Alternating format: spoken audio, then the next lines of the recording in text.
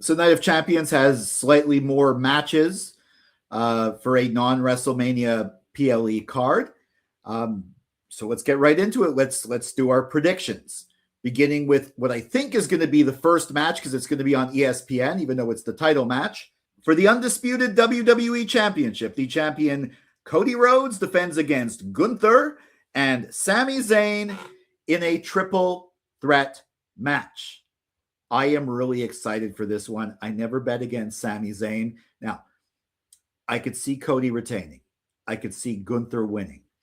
But ultimately, I think this is the perfect condition. It's in Saudi Arabia. That's second only to Montreal as a place that loves Sami Zayn. So even though he's a heel everywhere else except Europe and Saudi Arabia and Montreal, he's a babyface.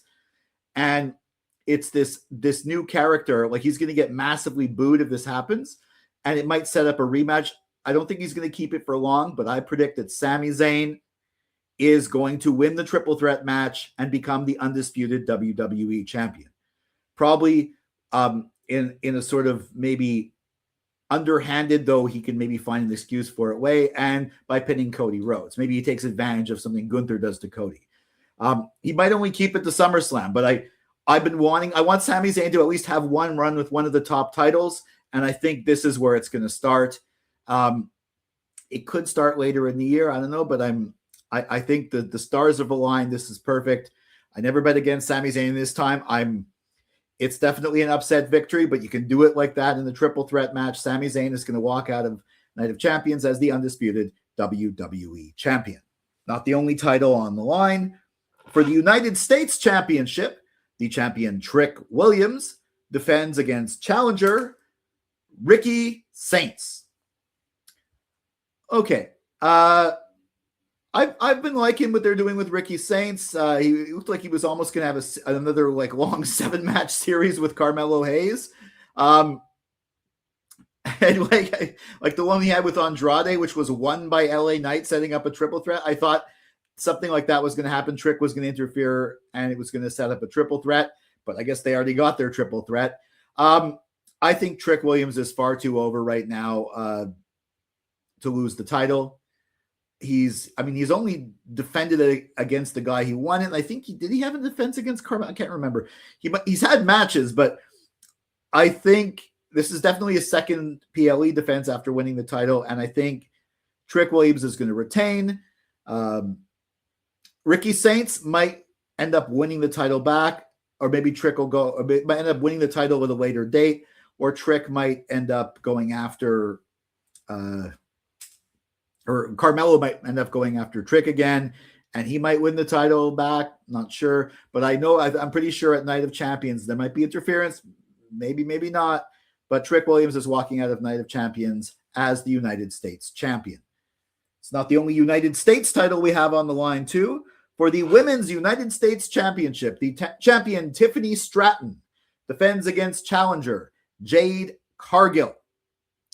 Okay. Now, seeing how things are going on SmackDown, I'm pretty sure the next big feud for Jade is going to be Charlotte Flair. Now, Charlotte Flair might interfere in this match. I'm not really sure. I mean, she took advantage of some interference and advanced in Queen of the Ring, so Jade took her out. So I think Tiffany's going to continue as United States champion. Maybe her friendship with Chelsea Green will result in the match. I'm not sure. I don't think Charlotte needs to win the title. I don't think Jade needs to win the title for the Charlotte Flair feud to work. I think that's an amazing feud. People have been waiting that for a while. You don't need a title for that. So I'm predicting Tiffany Stratton is going to retain and walk out of Night of Champions as the Women's United States champion.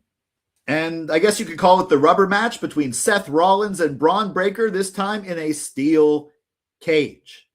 Now, with rubber matches, usually if each one of them is 1-1, the babyface will win the third one. And I think that would be good, because it could mean Seth can move on to a different program and the Vision can move on to a different program. They've been sort of this has been ongoing for over a year. Like, even though they haven't been having the matches, I think they really need to end it. But I also think that maybe Bronson Reed is ready to come back and jump off the cage. I think there's going to be cheating, but I think Braun Breaker is going to win the cage match and the rubber match. That's my prediction. In the Queen of the Ring finals, we have the Women's World Champion Liv Morgan against Io Sky. Now, I want Io Sky to win this. In fact, I want Io Sky to win this by pinning the Women's World Champion, therefore really making her the number one contender, not just because she won the tournament, and facing Liv Morgan at SummerSlam. But I don't think that's going to happen.